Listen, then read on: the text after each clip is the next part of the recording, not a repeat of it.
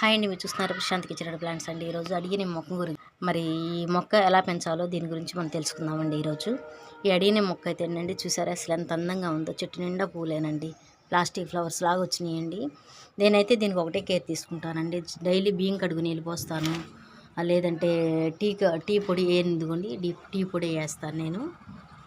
అదే రీతికి ఈ చెట్టుకి చెప్పాలంటే పొడవాటి కొమ్మలు వచ్చినాయండి, చాలా పొడవు వచ్చినాయి కొమ్మలు. అయితే కట్ చేసేసానండి, అందుకే చక్కగా చూసారు ఎంత బాగా బుష్ లాగా చక్కగా వచ్చినాయండి.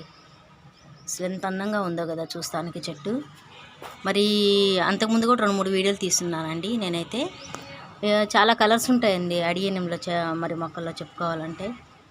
మరి అడియేనియం మొక్క మరి పెంచాలని ఇంట్రెస్ట్ ఉన్న వాళ్ళైతే మరి ఈ స్టైల్లో పెంచడానికి చూసారు, మనకి ముద్ద ఎలాగొచ్చేస్తుందో బాగా లావుగా ఇదే వచ్చింది. కింద కట్ చేస్తూ ఉండాలండి, ఒక కొమ్మ అయినప్పటికీ దాన్ని కట్ చేస్తుంటే ఇలా సైడ్ కొమ్మలన్నీ కూడా వచ్చేస్తాయి అన్నమాట.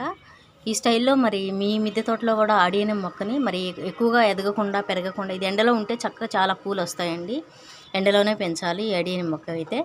తప్పకుండా మీరు మీ మిద్దె తోటలో పెంచాలని ఎవరైనా ఇంట్రెస్ట్ ఉన్న వాళ్ళైతే తప్పకుండా మీ మిద్దె తోటలో కూడా ఇటువంటి అడియేనియం మొక్కని కలర్స్ పెంచడానికి తప్పకుండా ట్రై చేయండి.